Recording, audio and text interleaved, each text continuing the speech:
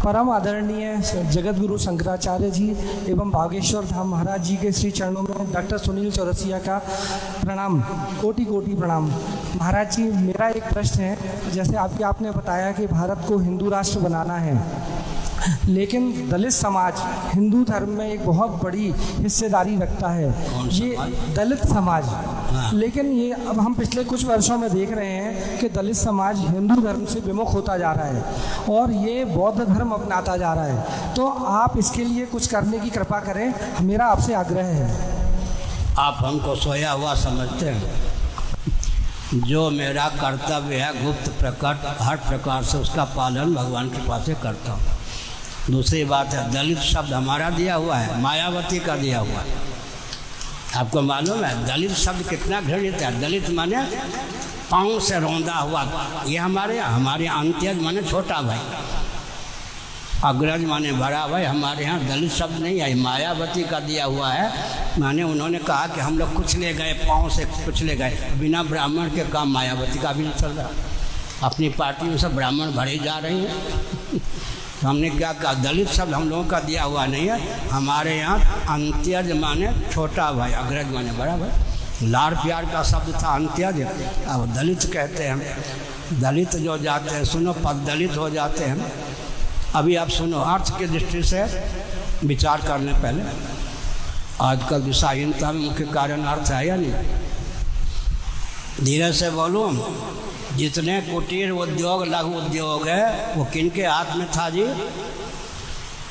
चप्पल बनाने का काम, वस्त्र बनाने का काम, ये सब किनके हाथ में था?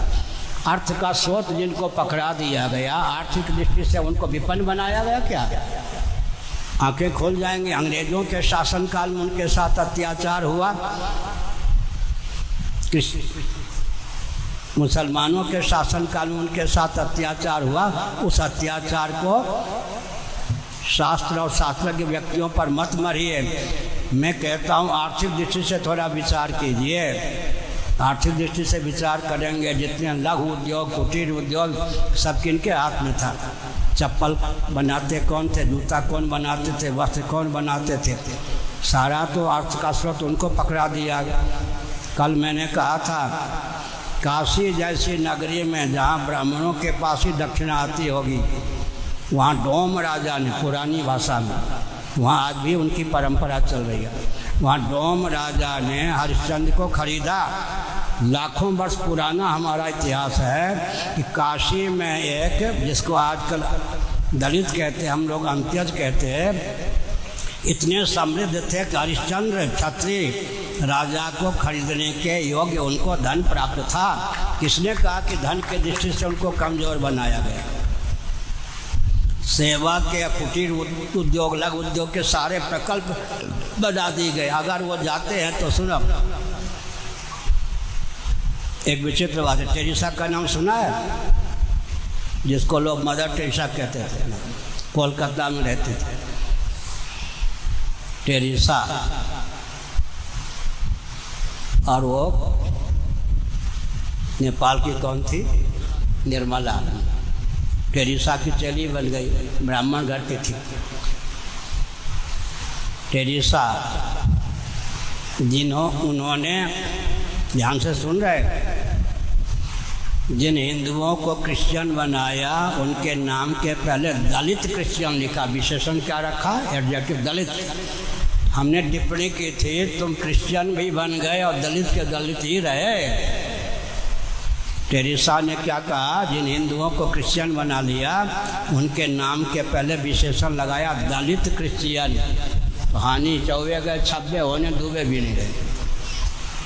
दूसरी बात है, पेट और परिवार तक हम सीमित रहेंगे, हिंदू ब्राह्मण क्षत्रिय वैश्य इत्यादि, तो इस प्रकार की विषमता होगी। हर हिंदू परिवार से 1 रुपया 1 घंटा निकले, कोई असंभव है क्या?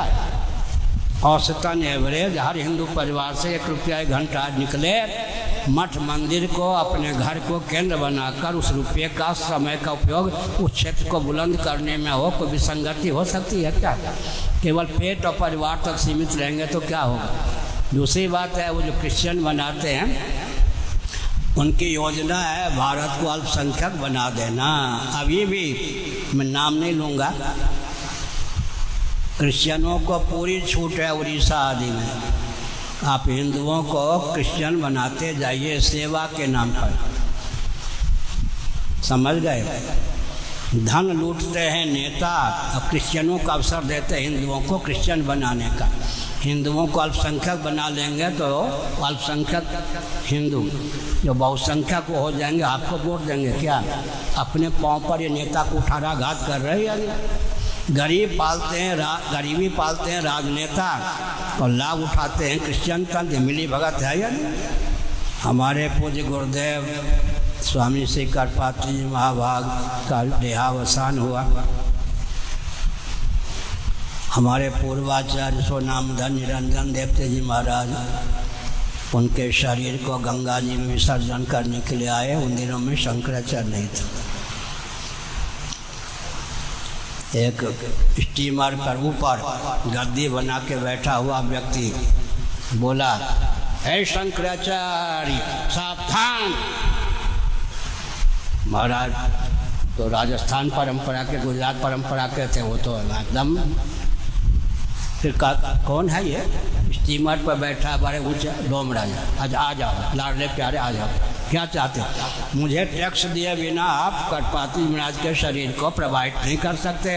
मैं डोम राजा हूँ, सच्ची घटना मेरी आंखों से। क्या चाहते हो भैया? बेटा स्वामी करपात्री महाराज के गले की एक माला दे दीजिए,